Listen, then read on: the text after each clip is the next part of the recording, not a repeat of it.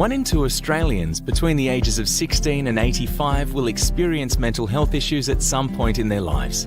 It's the leading cause of long-term unemployment in Australia. That's why the New South Wales Government has invested in the Mentally Healthy Workplaces strategy. It aims to reduce the impact of mental ill health with initiatives such as SIRA's Recovery Boost. Recovery Boost is a grant program for organisations in New South Wales designed to help reduce mental health stigma and support the collection and development of evidence about what works.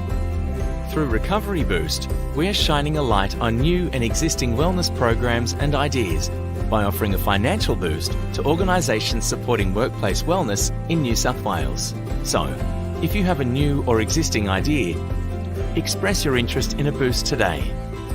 For full details on eligibility and to register your interest, go to mentalhealthatwork.nsw.gov.au. We have many people in the community who have mental health issues. 1 in 6 workers at some point may be faced with a question about whether they can stay at work.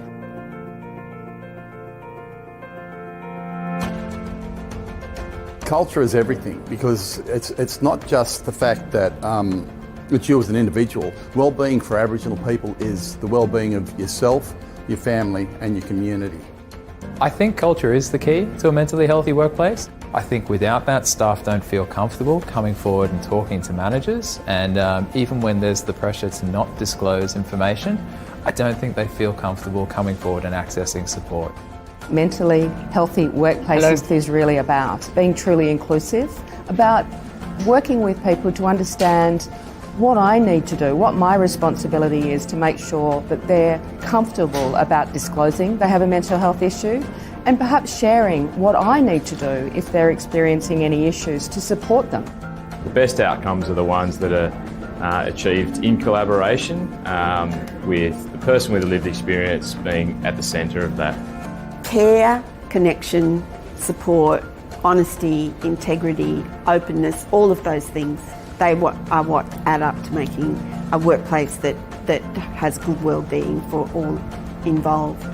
Mentally healthy workplaces is something that stakeholders that I'm talking to are raising regularly, where they're really keen to know how can you best support people, welcome them into the workplace and have people recover well.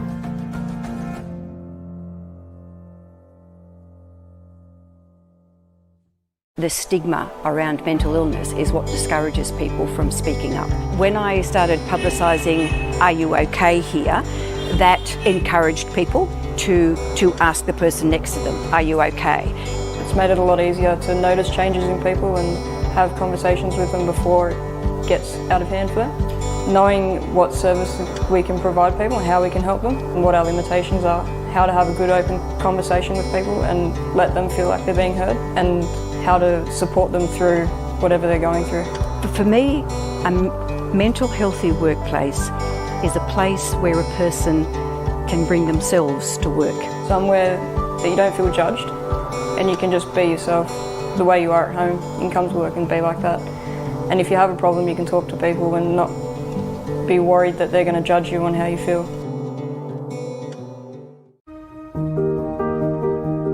In a small business, there's nowhere to hide. Like, you can't hide amongst 100 employees or anything like that. So one of the hardest challenges I think to deal with is probably burning out or overworking. Problems always need to get solved, and there can be a lot of pressure on a lot of people. Throughout this process, I think one of the kind of more global learnings is the idea that you need to factor in mental health as part of your business plan almost, in that if you have a healthy working environment, it actually has strong business outcomes. So prioritising it and actually addressing it proactively is good, sustainable business policy as well. I think what really makes a mentally healthy workplace is a culture of people listening to each other and caring about each other. As long as you've got each other's backs, that's all the support you need to do the work that you need to do.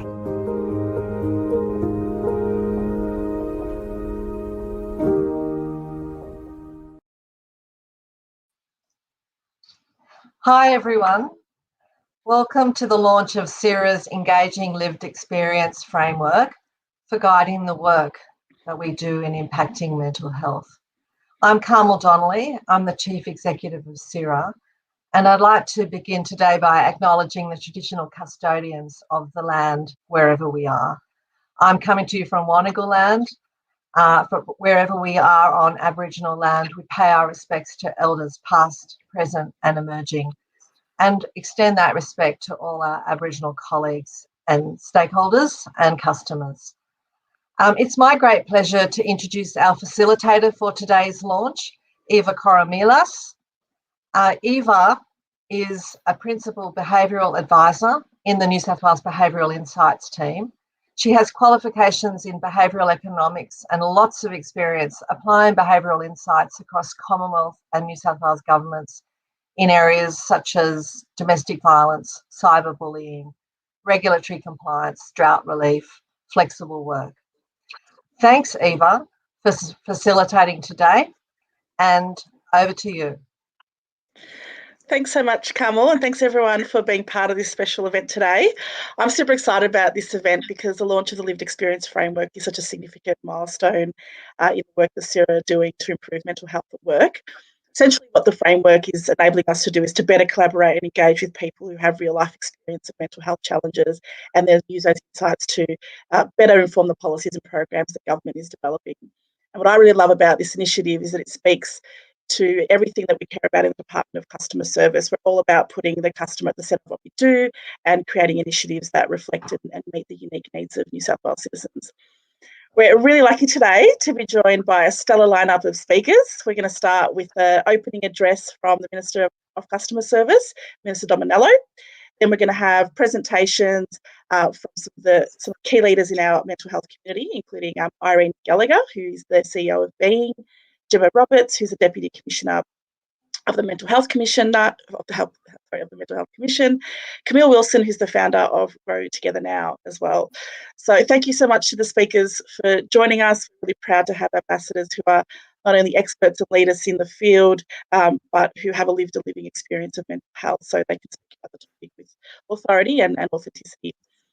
After the presentation, we're going to have a live interactive panel with our speakers, and you'll all be able to ask questions. You actually will be able to ask questions during the event as well. What we'll do is we'll save those questions though until the panel session, so that we can answer them all together. Just in terms of the format, we're really trying to make the most of the technology that we've got today. We're going to use a mix of live stream and pre-recorded videos. We're going to start off with some videos from some of our panellists, and then we're going to have the live panel after. So it's going to be a full multimedia immersion. I also want to point out that this event is going to be recorded, and we're going to be making it available to you after the session as well. So to kick off, we're going to have a very special address that the Minister has prepared for us to show his support for the program and also set the scene for the rest of the session. So take it away, Mr. Dominello. It's great to be here today to open this launch event for the Mental Health Engagement Framework, especially during Mental Health Month. I begin by acknowledging country, and I pay my respects to elders past, present and emerging. And I'd like to thank you all for attending this launch and extend my deep gratitude to the people from the Mentally Healthy Workplaces Recovery at Work Reference Group for their enormous contribution to the development of this important framework. Now, in building a customer-centric government, feedback from citizens is everything. This framework enables government to engage with people who have experienced mental health challenges, that is, people with a lived experience. As the framework has been informed by people with lived experience, I'm confident that it will support government to seek out and act on feedback to inform policy, services and tools that will better meet the needs of communities and individuals. I commend SIRA and our outstanding Department of Customer Service for leading the development and implementation of this strategic framework, with a commitment to continue building genuine and innovative engagement with our great citizens. Now, finally, I'd like to invite you to have your say about your mental health during COVID-19 via the New South Wales Government consultation, which is now open on nsw.gov.au. Fantastic, thank you, Minister. Now I'm very pleased to introduce you to our first presenter today, Irene Gallagher. As I said, Irene is currently the CEO of Being, which is the peak organisation representing people living with mental health issues. Her organisation connects government with people who have a lived experience of mental health. So very lucky to have you here today, Irene, and I'll hand over to you now. Good afternoon, everyone, and a big congratulations to the team at SIRA and the reference group for their work in developing the lived experience framework. I would like to acknowledge the traditional custodians of the lands we all come from today and pay my respect to elders past, present and emerging. And it is timely at events such as this that we acknowledge people living with mental health issues. The collective consumer survivor wisdom and voices are key to such days as today. I am a person who lives with mental health issues and suicidal thoughts on a daily basis, so I'll tend to use language such as living experience rather than the past tense of lived experience. But it is a timely reminder that language has a diversity of meaning to each of us, and it's important to remember this as we journey through our discussions today. So the question is, how do we improve outcomes for people living with mental health issues, and what do we need to avoid? We have so much to learn, and we have everything to gain by collaborating with people who live with mental health issues. And we have so much to lose by not doing so. We cannot underestimate this intrinsic wisdom that people living with mental health issues bring to the table, particularly the many who are experiencing mental health issues right now.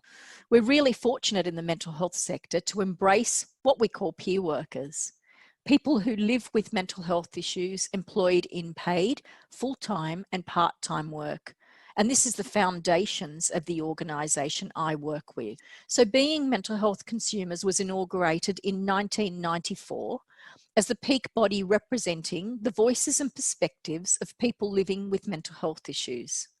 Our organisation was recognition by the New South Wales Government of the importance of working with people living with mental health issues to ensure that systems and services were designed and developed in such a way which helped in individuals' recovery. So 26 years later, our organisation operates as what we call a consumer-run organisation. That means that all of our staff live with mental health issues. We run programs which support people to find hope and healing and recovery. And our staff find meaning in the work they do, and this in turn supports their own growth and recovery. So we are the evidence that people living with mental health issues can and do live a meaningful and contributing life. And we can and do work effectively if workplaces have positive and healthy workplace cultures. I'm frequently asked as a CEO of a consumer-run organisation, what policies and processes have you implemented in your organisation that specifically cater to employing staff living with mental health issues? And my response is that we need to move beyond policies and look to workplace cultures which embrace people living with mental health issues rather than ostracising or isolating them. Statistics show a whopping 92% of serious work-related mental health condition claims are attributed to work-related mental stress. And such figures indicate that something is seriously wrong with our system. We need to find a solution, and we need to find one pretty fast. So what do we do? Well, I say let's start creating. Let's acknowledge that workplaces can contribute to poor mental health. We spend so much of our time at work. So let's be honest about mental health in the workplace the way we are about physical health issues. Let's acknowledge that we're dealing with human beings, with feelings and emotions and stories. So let's create cultures which acknowledge that feelings matter, emotions matter. We can't just park these outside the door when we arrive at work. And I recall one workplace actually saying that to me and being absolutely horrified. Let's create positive and mentally healthy workplaces which allow for a flow of conversations around mental health issues. Our lives are intrinsic webs of stories, and our narratives shape us. So let's create safe spaces for disclosure where people can share their stories in a safe way. Such positive cultures will decrease absenteeism, increase productivity, but importantly, create a ripple effect of change to healthier workplaces and create workplaces which help people to recover and heal. We do owe it to ourselves, our loved ones, our families, friends, our community and society as a whole to view our workers through the lens of compassion and kindness. Perhaps then our workplace cultures would drive this change and we would have mentally healthy workplace and communities. Thank you so much for that, Irene. That was really great. I really appreciated the point that you made about acknowledging both the lived and living experience of people with mental health issues, and also looking beyond just improving policies, but also looking at improving workplace cultures. So hopefully we can talk more about that in the Q&A. Now I've got a presentation from Jenna Roberts, who's a Deputy Commissioner of the New South Wales Mental Health Commission. Jenna's got a long history of working in the front line to support people with mental health. And she's going to be talking to us about why engagement with people with lived experience is important when developing mental health policies and projects.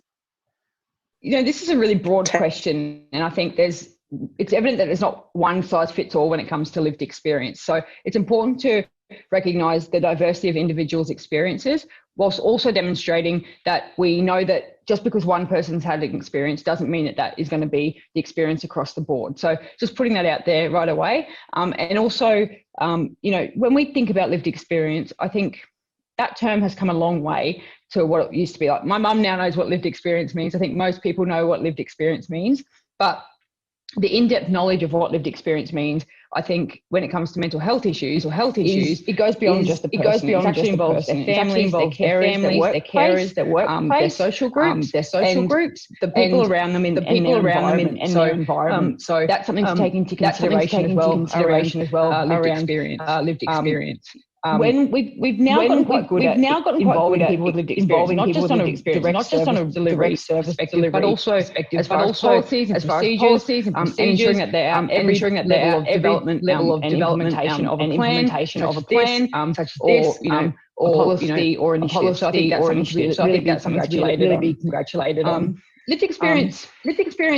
People with lived experience often have really practical examples or ideas about how they can better improve a service or an industry. And it's spaces like this that we give them a bigger voice to be able to have that experience actually mean something. So people don't get involved in things from an advocacy perspective. Often people go, I've had this experience and I don't want anyone else to have it. So I want to be a part of advocacy or sharing my story, so that in the hopes that others don't have to go through the same things that they went through. So if we take that as part of our ideal when we're going into things like this, it's important to recognise that to be solution focused, but that's often coming from a place where things haven't necessarily been as good as they could have, but that some of the examples that people give or ideas of solutions can actually be so practical and easy to implement that we often think, oh my gosh, like how did I not think of that? And one of the examples I'll give is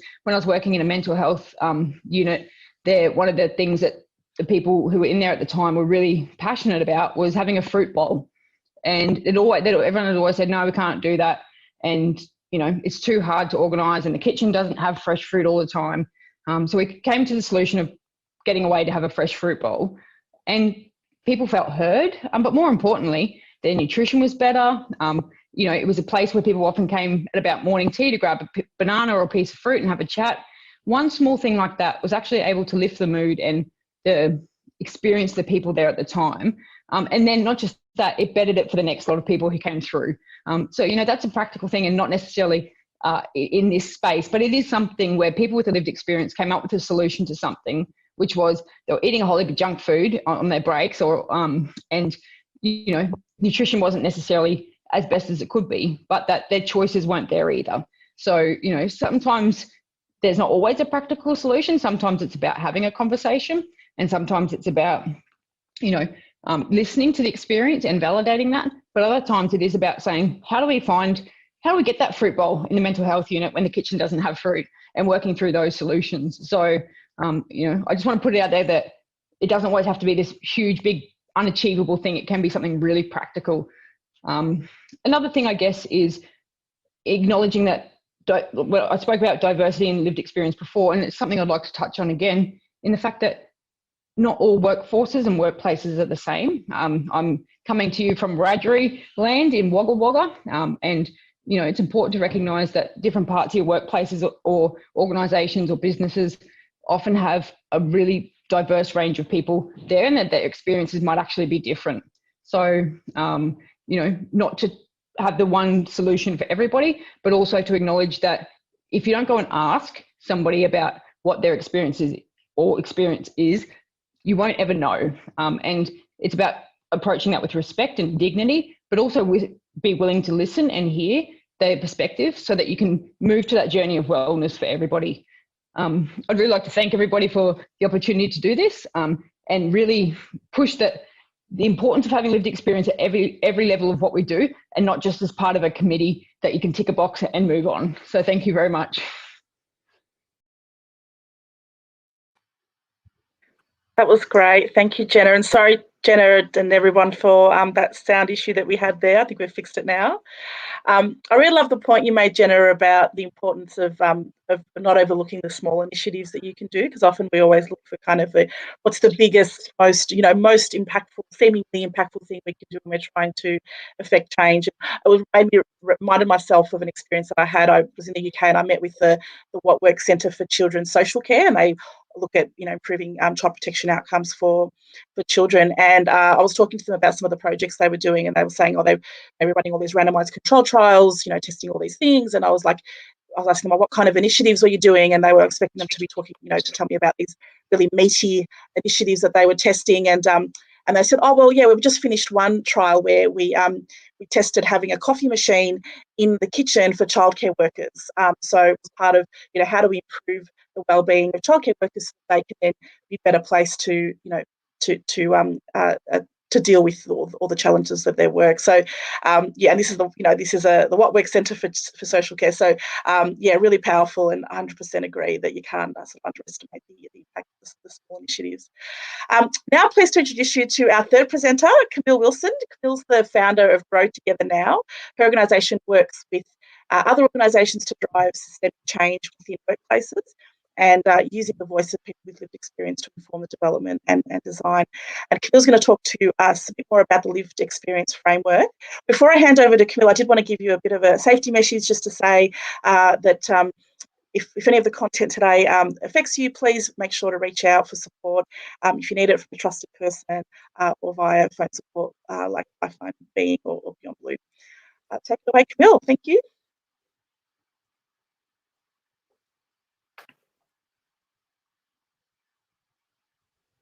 Thank you so much for having me today, this afternoon, at today's launch for this lived experience framework. I'm really excited to be here, and as part of the reference group for lived experience under SIRA, I'm excited to kind of share with everyone a little bit about the development of the framework, and as a lived experience person, how we kind of contribute to that development of the framework. So I wanted to start out today by sharing a little bit of a story of my first experience of sharing my lived experience of mental health. And it was the kind of first time I'd been asked to speak at a public event. And it was a few years ago now, and it was an International Women's Day event. And I was speaking alongside about 4 other women who were doing quite similar pieces of work, but they were all kind of on all different little topics. And at the time, I was in my very early stages of when I founded Grow Together Now, where I work in changing how we see mental health in the workplace, but also at the time where I would say I was still very much in the recovery phase of my mental illness.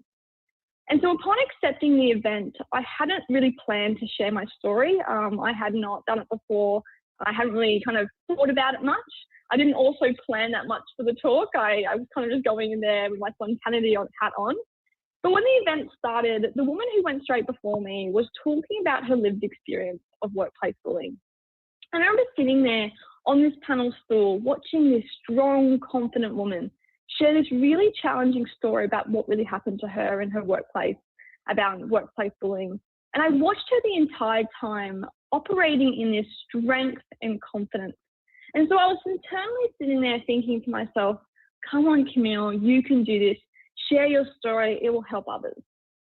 And what you'll hear time and time again from many people with lived experience and mental health challenges is that a lot of the time, we really only want to share if it'll improve something. which in turn, of course, we hope that it will help someone else who might be going through the same thing or will go through the same thing in the future. So I remember the whole time being unwell when I was going through my challenges of mental health. I really thought to myself the entire journey, if I get through this, I really want to help the next person. So in that moment while I was sitting on this tunnel stool and I sat there and watched this other wonderful person share their story, I felt this compelling opportunity to share my own story for the first kind of official time in a public arena, in the hope that I would help someone who might have been sitting in that audience or who might have seen it on the live stream that we did. But of course, if anything, as anyone would know, I had this incredibly surge of confidence sitting there thinking, yeah, I'm going to totally do it, until that microphone hit my hand. And very quickly, it went a little bit pear-shaped inside my mind. And I remember really clearly looking out at this audience. I mean, it wasn't a big audience. It was about 30 or so people. And my heart just completely stopped. And very, very quickly, I went into a panic attack. Now, for anyone who doesn't know the experience of panic attacks, not many people actually even notice you're going through one. It's not obvious that someone's going into a panic attack, unless, of course, you tell someone, hey, I'm going through a panic attack. So the next, I think, 5 or 10 minutes, I fumbled my way through my personal story, sharing bits and pieces of my diagnosis of depression at 16 years old, followed through with experiences when I was a bit later on in my mid-20s when I was diagnosed with severe generalized anxiety disorder. And reflecting on that moment when I was thinking about the engagement of lived experience voice, it really reminds me of a couple of things that I think are really important to acknowledge when we actually are considering how we engage with those with lived experience and mental health. Part of this framework, one of the really significant parts that our reference group had a lot of time discussing on were the guiding principles that formed the foundation of this framework. Why? Because we all know how hard it is to share our voice, to actually share the story of our lived experience. But we also realise and acknowledge how important it is to do this to improve the services we have. So the actual importance of this framework is critical if we actually want to improve what we're doing in this space. So this afternoon, before we go into the live panel, I really just wanted to focus on two of I think, the most important guiding principles, which are inclusion and improvement. And by focusing on these two specifically, I want to share how this framework has been developed, with the contribution of our reference group, to represent best practice for engaging those with lived experience of mental health. So if we think about engaging with the voice of lived experience, we have to begin by acknowledging that it is a two-way relationship, with the consumers sharing their personal stories, going into the situation to go share, and then you have the organisations that are responding to that information and deciding how to incorporate it and embed it into what they're doing. So if we begin by thinking about the first part, and we think about asking people to share lived experience to improve our systems, potentially improve our policies, our resources that are available, what we sometimes really underappreciate is actually the process in which any person goes through to be able to safely and effectively share their voice. Something I think I even personally underestimated on that event where I tried to do it absolutely last minute. We aren't asking people to share their favourite type of ice cream or what they did on the weekend. We really are asking people to share some of the most deepest, the most difficult parts of their life.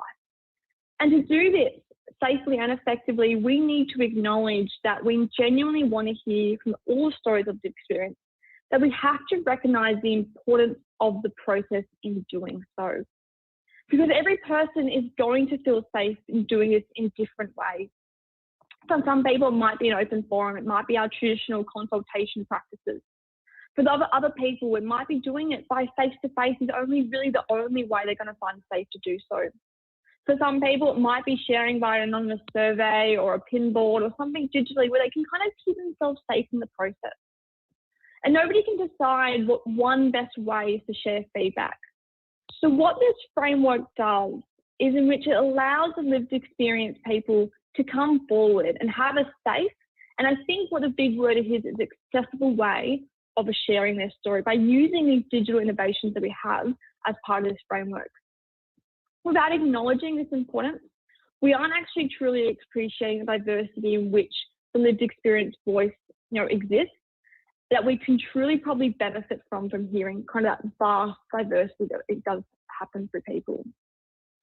So the next part of the framework I want to talk about, so obviously we've spoken about the consumer, and I think first part of the framework we need to acknowledge is important is actually encouraging people and providing that safe way of sharing. But the other half of the framework, which we also need to acknowledge, is this idea of improvement. We've all had that friend in the past where they've asked us our opinion on something and advice, and we've given them this opinion and advice, and we're being super excited by, we're going to have some good advice for ourselves. And then maybe in a day's time or, a week's time, they make a decision, they've completely disregarded everything you've said, and they've gone ahead with the complete opposite thing that you suggested them to do. Now, very quickly, that feeling of going, well, why did I share with you what I said in the first place? And although obviously there's lots of reasons why your friend might have done that, I think this concept really brings this idea that if individuals are sharing their lived experience with us, that we need to appreciate as organisations there needs to be considerations of what best practice looks like in that returning relationship from the organisation or the entity who's asking for that information. So what this framework does in the second half, and the really second prerogative of it, is that it really allows us to genuinely consider the reciprocal relationship that exists between consumer and the organisation. For example, is the leadership team authentically committed to incorporating lived experience voice? Do we have a commitment to bring on genuinely what people have to say in a way that is respectful and open? Have we actually also, I think a big thing we forget about doing is, have we ensured the individuals who are sharing these, deep personal stories have a clear idea of where their personal story will actually go? How will it matter? What will it actually improve? Taking a mindful and best practice approach and engaging with lived experience voice is how we are going to genuinely improve our systems, our policies, our resources, that we're actually trying to make sure meet the mark in our workplaces and communities. So what I think what this does, the framework, and what I'm really proud of is that this framework provides one of the first actually ways of looking at what best practice is and how we authentically actually embed the lived experience voice, not only to actually, support our systems and policies significantly, but really playing that flow-on impact to those who are the recipients of those systems and policies and resources through the improvement of what we didn't know before we asked those who actually have been through the process we're trying to, improve in the first place. And to finish up, I guess my part of my role as a lived experience reference group, I feel incredibly privileged to be able to actually share lived experience voice. And through the work that we've done, we know this framework isn't just a nice few words on a piece of paper, isn't just a pretty document that we produce. It is a genuine approach in improving the way we've engaged with lived experience of those in mental health in a way that we know will matter.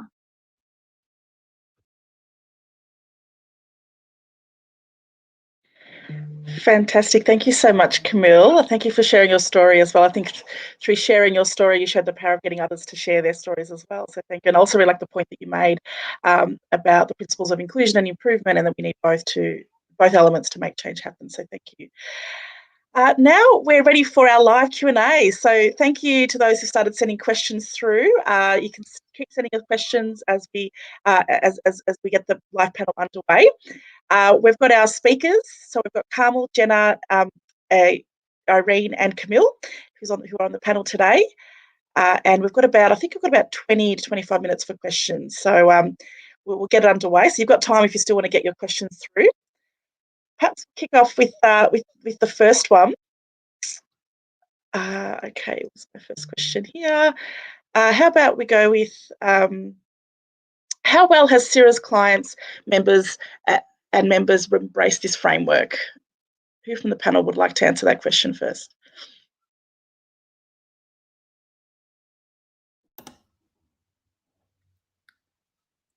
So I guess I'll just jump in and take the lead on this one, in the sense that obviously we were involved as a reference group, we were involved in the launch, and today I think is the first official day we've actually launched this framework.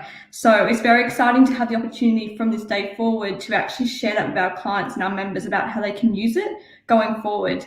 And where I see this really making an impact is for organisations and the members of who work alongside SIRA, and even internally in SIRA, to start changing the way in which we approach engagement. And that was the whole premise of why we built this framework, because we felt there was a huge gap in this in what people were doing in engagement of lived experience. And I think this provides a really tangible way for people to actually start approaching the topic. So there's lots of elements to it, and I won't go into too much detail now because I'm sure we have a lot of opportunities to do so. But I think definitely it will be really around taking what we've taken from this framework, which I think particularly tangibly one of the biggest things is that multimodal engagement method. So not looking at just traditional consultations, but looking at digital innovations, looking at different ways of actually engaging. I think will be a big part that people will take away from today's framework launch.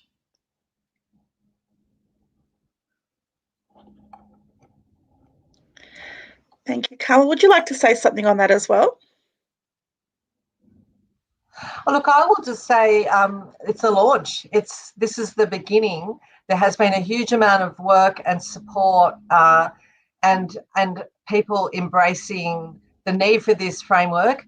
But we will, I'll talk a little bit at the end about some of the next steps, implementing it and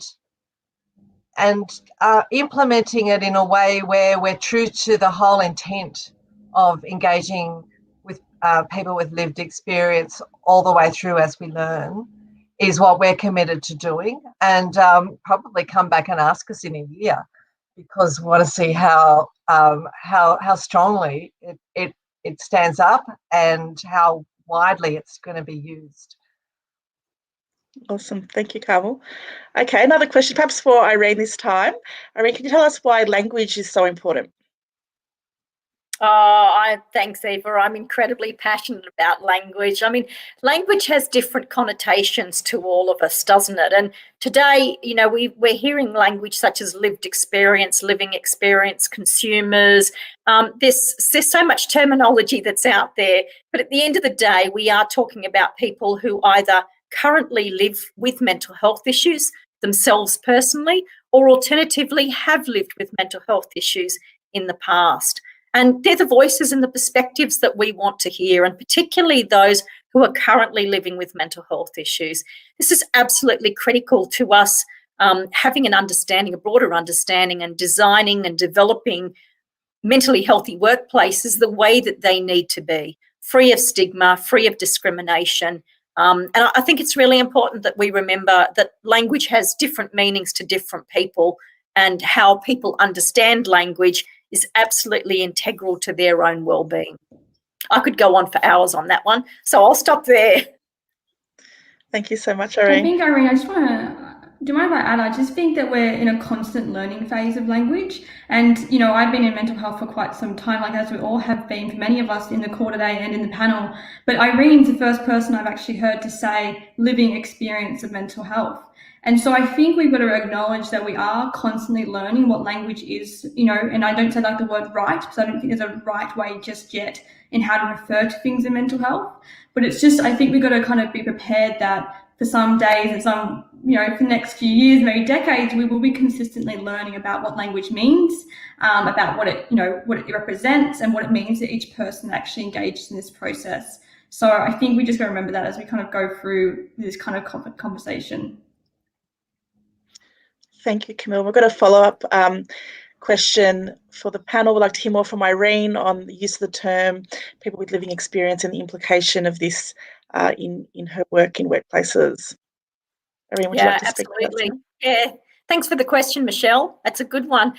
So in the workplace that I work in, being mental health consumers, as I mentioned, we're a fully consumer-run organisation. That means that all of our staff live with mental health issues, also emotional distress or mental distress, and suicidal thoughts or ideations or attempts, even currently or in the past. And so for us our language is incredibly important, and the terminology of living is absolutely critical, because it's the real life stories that we're hearing currently. It's the situations that people are currently experiencing in their workplaces. As I mentioned, that stigma, and we don't like to talk about sort of a dirty word such as discrimination, but we know that discrimination does exist in some workplaces, and we certainly do hear from people at Being Mental Health consumers who either have or currently are experiencing discrimination, and it tends to pan out in the form of bullying, or tends to pan out in the form of quite stressful and distressing situations. So that living experience is absolutely critical, and for organisations to start understanding that if we have 1 in 4 people who currently have a diagnosis of mental health issues, who are currently experiencing mental health issues, that means if we have 100 people in our workplaces, minimum of 25 people in our workplaces currently are living with mental health issues. They're real statistics that we have to understand, and real statistics that we need to understand, that we do have people in our workplaces who live with mental health issues. Let's grab this. Let's have an understanding. Let's really create these mentally healthy workplaces, positive places where people can work and recover in their workplaces and heal from their past traumas, their mental health issues, just be in really supportive spaces. I hope that's answered the question for you, Michelle. It's another one that I could probably go on with for quite some time. That was great. Thanks, Irene. Okay, we've got another question. Perhaps, Camille, you might want to start with this one. What value can lived experience bring to the workplace? So there's lots of things that living experience can bring to the workplace, and I actually think Jenna really beautifully touched on this in her presentation earlier when she spoke about the fruit bowl. Because it's really funny, we actually use the fruit bowl as a way of explaining what we do wrong sometimes in mental health, really interestingly. But I just love that Jenna's, she reframed that. She reframed it from a tokenistic fruit bowl, which is what many workplaces kind of refer to or use, to actually being quite a meaningful fruit bowl, of having a conversation and going to the fruit and grabbing a piece of fruit and chatting to a colleague. So I think that actually really represents the way in which lived experience can change what we do as a gesture to actually a meaningful approach to responding to mental health in the workplace. If you consider anything like policies, procedures, the ways we address mental health, at the end of the day, we wouldn't build a product for any of our customers in any kind of industry if we didn't ask the customer what they liked.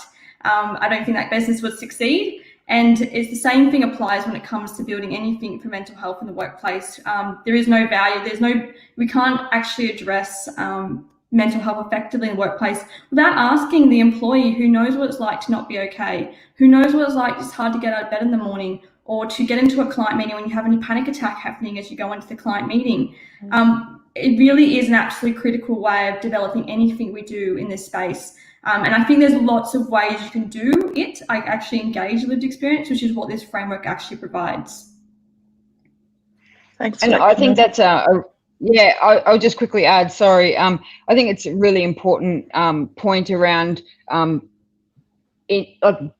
making lived experience part of, or living experience part of every workplace at all levels. So I remember the first time I heard somebody say that they were having a mental health day, and so it was one of the staff that I work with. They rang me up and said, "Oh, just so you know, I'm a bit crook today. I won't be coming in." I said, "Okay, that's fine," and we went through all the normal stuff. Then on the next day when they came back, I said, "Oh, how are you feeling?" And they said, "Well, actually, I just needed a mental health day." And they said it kind of so. They'd obviously been playing, but there was other people around. It was just said with such kind of natural expression, and like they felt safe in doing so. So obviously in the first instance, they were just kind of touching base, and then the next day they felt comfortable, and you saw other people looking around and going, "Oh," and I made sure that my reaction was, "That's really great. I'm really glad that you did that. It's important to look after yourself." And now we actually talk about mental health work days a little bit more openly than we ever did before. And that's just, again, these little examples sometimes get overlooked for putting things into policy and things like that. So you will not know what lived experience can bring to your workplace until you actually do it. And so I think my first little bit of advice is have a crack, involve people, start talking about it, talk about mental health days, talk about, what people can bring, and I think start talking about things with the right language and starting to educate yourself so that you can get people's response and be willing to listen and hear people, even if it's what you don't want to hear. So I think that's something that I would really encourage Jenna, workplaces just really quickly, to do. I think you're right, and I think it starts small, because I know a lot of companies I talk to about this are like, oh, but I don't want to open the can of worms. And I'm like, it's not a can of worms, it's a can of great opportunity. It's always that fear that comes with the conversation, with the question of what's up, guys, and how's got work going. So I think you're right, starting small and making those small things meaningful is actually a really great approach to workplace mental health and really looking from a lived experience lens. Thank you both. That was really great. We've got another question here from James. Where do you think organisations fall flat when they engage people with lived experience? Someone from the panel that would like to address that one first? Good question. Can you go, Jenna? Oh, I was just going to say, I think fall flat is a little sometimes harsh, because I guess sometimes most workplaces, I think, are trying to do their best, but where they probably fall flat or fall short is by not doing it in a meaningful way, or not being open to hearing things that they don't want to hear, and also probably not doing enough research. The fruit bowl is a great example of just doing one thing and then letting it go. Something that I learned recently was around anonymous surveys. So asking people in a team meeting about mental health or any subject that's difficult can often get people looking down or sideways or at each other. But if you have a whole range of tools for engaging with your workforce, and one of those being an anonymous survey, people probably feel safer and more willing to open up and give you feedback.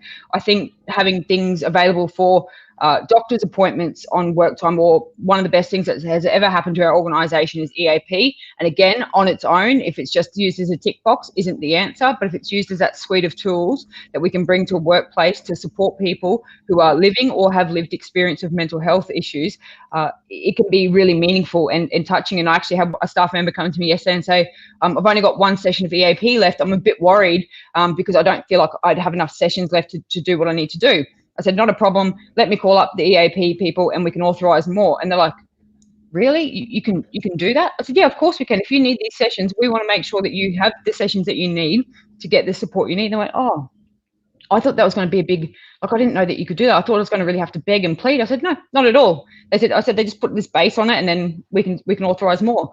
And they came back to me about an hour later. I really appreciate that. And for us, that's a really small token to be able to support somebody through a difficult time. But, for them, that meant a lot. So I think just making sure that you're open and willing to go the extra mile, but also researching and knowing what you have available to you. I just want to add to that as well. I think that authenticity is a huge one, and actually is one of the guiding principles for the framework. But another guiding principle, which I think is an extension to that, is actually transparency. And it's this idea of being very transparent of why we're asking the question and where we want it to go. Because I think, even as a lived experience person, we can have lots of, blue sky thinking as well about what we want to achieve by sharing our story. So the organisation or the entity that's actually hosting the engagement needs to be quite upfront and honest and transparent about where they hope that to go, where the actual information is to go. And I think this plays a big part in organisations to do it authentically in the first place, by actually following up in a real and genuine way. Thanks for that. Okay, I've got a question here from Carly. Is there the consideration to incorporate lived experience into the management of psychological injuries in the workplace, like workers' compensation? Well, Eva, I might take that one. And it's a very strong interest from SIRA as the system steward and regulator for workers' compensation. We really believe that there's a lot of improvement that needs to be made in terms of managing psychological injuries. And it's so important that people can recover at work, and so important for their well-being to be able to participate in work and community, to have the right supports.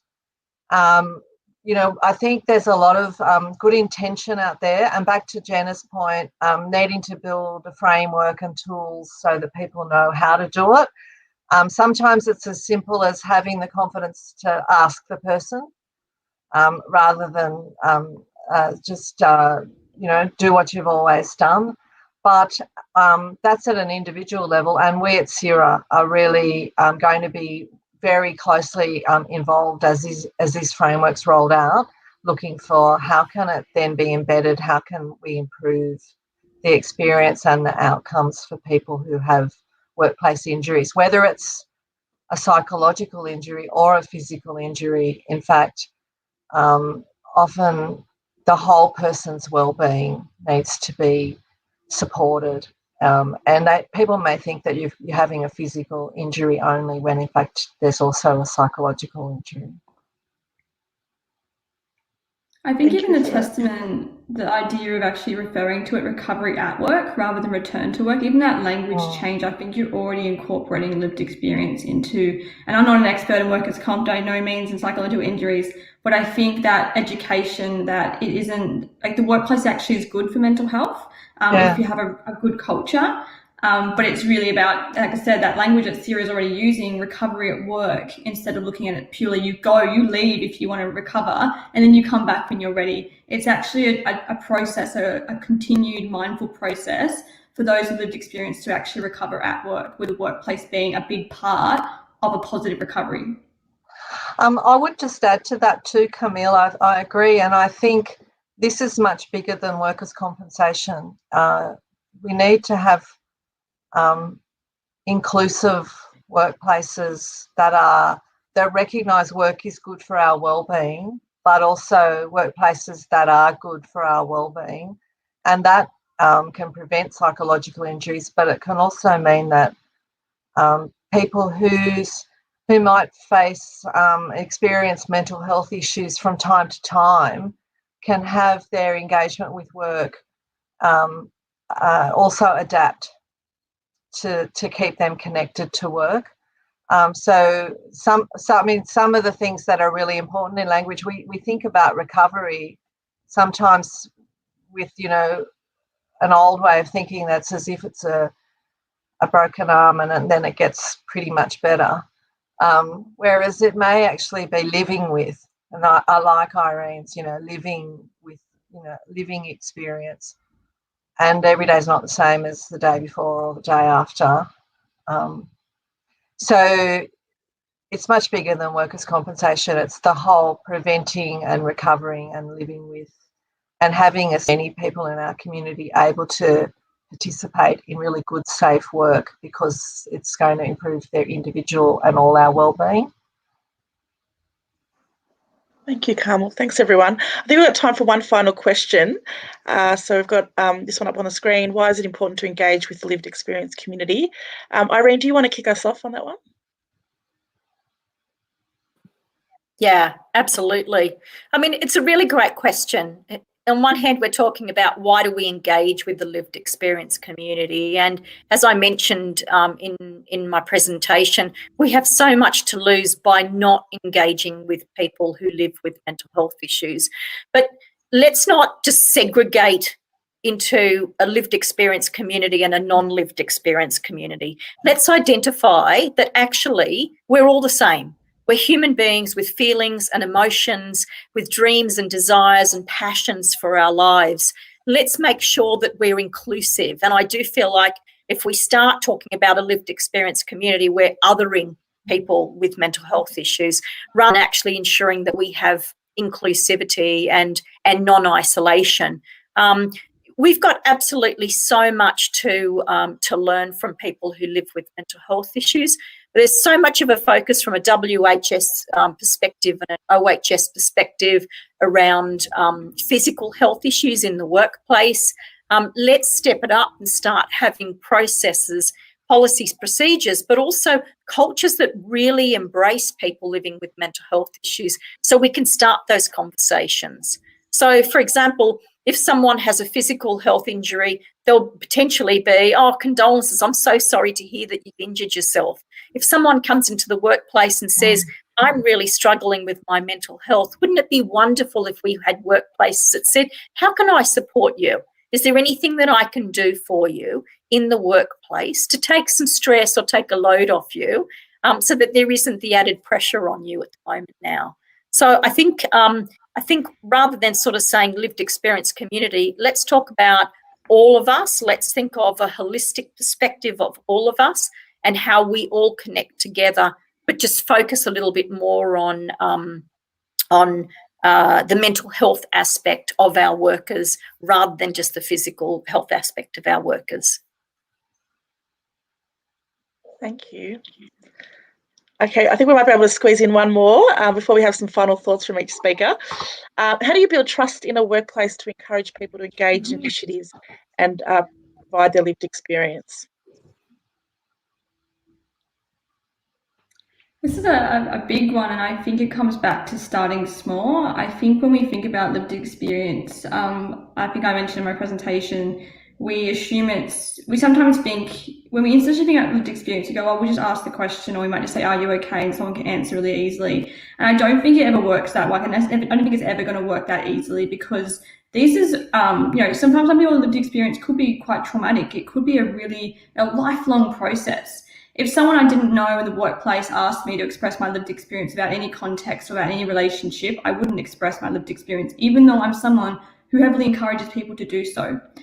Those who I do share that information with is people I definitely trust, and that isn't through necessarily forcing a conversation about mental health. It's actually by building a relationship through care, through just genuine actually showing of someone that they want to support you in the workplace outside of necessarily just mental health as a topic. So as Irene said, asking, if I say I'm stressed about this client, actually genuinely trying to support me deal with this client. Maybe, switching around people portfolios or getting extra support or putting training in. Those ways, those actions, which we don't actually label as mental health initiatives, are in fact ways of directly and indirectly affecting our mental health or work in a positive way if we're supportive for others. So I think trust is actually built by someone starting out by expressing a vulnerability, even if it's low, it's quite a small vulnerability, such as this client is difficult, and seeing a positive response that will eventually build a relationship where people feel safe enough to say, hey, I actually suffer from anxiety, which is why that client was difficult, which is why I sometimes run late, or sometimes I need extra support in a different capacity. Do you mind if I just add to that as well, that when we're talking about how we build trust in the workplace, trust isn't about commencing a process when you employ people. It's actually about the recruitment process. It starts right at the very beginning. And what we know from recruitment is that it's not just about our organisation, for example, interviewing someone. It's about the applicant also assessing their suitability if they feel like we're a really good fit for them. One of the questions that we always ask in our interview process is, being a consumer-run organisation and acknowledging that our staff can and do have mental health issues and experience mental health issues, what reasonable adjustments would you require in the workplace, either physically or for your mental health, for you to be able to undertake the role? And it's incredibly surprising how so many people who we interview say, that's the first time I've ever been asked something like that. So let's start this process before we employ people. Let's demonstrate that we can really have mentally healthy workplaces when people are first engaging with us. And I think that's a key. Let's not leave it till when we employ people. Let's start that process right at the very beginning. I know we're short for time, but I also think it's about visibility. So I think of a workplace that I would trust. It probably has, an ACON welcome here sticker. It's probably got something to do with their local Aboriginal community visible. Having all those other things in a workplace makes it not tokenistic things, but just visibility around having people of colour throughout their organisation and in their artwork and around, on their flyers and things like that. That creates a sense of safety, which in turn can create a sense of trust. And also having people who, from everybody that a client or a consumer or anybody, depending on what workplace you're in, a customer, from the very first time they walk in the door, having people that have the information that they need to be able to support that person. And that includes people with mental health issues or have a lived experience. But I think it's more than just putting a box around mental health. It's about people's mental well-being. And we know that vulnerable populations have a higher experience of mental health issues. So if that workplace is doing initiatives across the board, to include Aboriginal people, culturally and linguistically diverse people, LGBTI people, then there's probably a good bet that they're doing something in that mental health workplace, workforce that would be inclusive and trustworthy. And I know that's a very surface kind of initiative, but that's something that I certainly look for, and that is something that we try and build as a place of trust and safety for all. Great, thanks, Jenna. Okay, I think we've got just a little bit of time left for final thoughts from the panelists. So if I could give you all maybe perhaps 30 seconds, could you answer the question, what progress would you like to see in 12 months in this area? Perhaps Carmel, did you want to go first? Well, if you don't mind, I might tell you about what we are planning to do, and certainly we'd love to have people participate all the way through. Next steps are going to be some briefings for leaders across the customer service cluster, and then inviting suggestions for the first projects that we'll implement the lived experience framework with. And we'll go with 3 projects and then learn and improve and work on embedding them from there. So quite in line, I think, with some of the other panel members in what they've said about, building the learning and the trust, and starting small and then getting bigger and bigger. Fantastic. Irene, did you want to tell us your final thoughts? Yeah, can you just repeat the question again? I got carried away listening to Carmel. I thought that's fantastic. I'm going to fly the flag. That was a question. What progress would you like to see in 12 months in this area?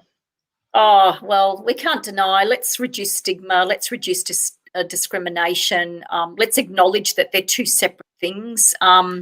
Let's see how we can work collaboratively together, how we can amplify that the living experience voice, how we can have people with mental health issues feeling safe to be able to reach out when they need help, rather than feeling isolated or ostracised in the workplace. I think it might seem like it's a tall order to have this massive change in a 12-month period, but they say it takes a village to raise a child. We kind of are the village. We are the people that can get behind our people that have attended and listened as well into this event. Let's all get behind and give it the energy that it deserves. And congratulations to SIRA and other departments for the great work that they're currently doing at the moment too. Fantastic. Thanks, Irene. Camille, did you want to give us your final thoughts? 30 seconds. It's an interesting question, because I guess I'm in a position where I'm really excited to see where the framework goes within internally in SIRA, and I know they're the leader in the space, so I'm really excited by that journey they're going to take and to share that with everyone else. And I hope that in 12 months' time we do have this, either the same panel or a panel to represent what we SIRA have done. But I would love to just see more organisations in general taking on board and actually engaging with lived experience. Not from as Irene said, you have to be, obviously conscious you're not trying to create an other community or, put them into a lived experience community box, but actually really taking that authentic approach when I come to mental health in the workplace, and that really authentic approach by actually identifying and figuring out, taking the chance and saying, can our lived experience people, want to be the champions of change for our organisation, because that really is a big piece of success when it comes to mental health programs. So I'd love to see that alongside obviously what SIRA is doing, which I think is pretty incredible. And yeah, lots to come, I think. Fantastic. That's true. Thanks, Camille. And Jenna, did you want to finish us? I'll be quick. Continuous improvement. I think, it needs to be about continuous improvement and the transparency and reporting about what's working and what's not. And, that kind of non-judgmental approach to making sure that we get it right. Fantastic. Thank you, Jenna. And thank you to all our presenters and participants today and everyone who posted a comment. You're going to be getting a follow-up email after this event from SIRA, and it'll include links to some resources, also a link to this webinar, and also a link to a survey to provide your feedback. So please complete that. Now I'm going to hand over to Carmel, the CEO of SIRA, who's going to make some final remarks. Thanks, Carmel. Thank you, Eva. And look, I would just really particularly like to thank and acknowledge the Recovery at Work Reference Group and everyone who's contributed to the framework, and also everyone who's contributed to this event. There's a lot of work that goes on behind the scenes, and also our panel, to yourself, Eva, for facilitating, and then also for Camille and Jenna and to Irene. And thank you to everyone who's joined us today for this event. Thanks for your interest. Stay tuned and take care.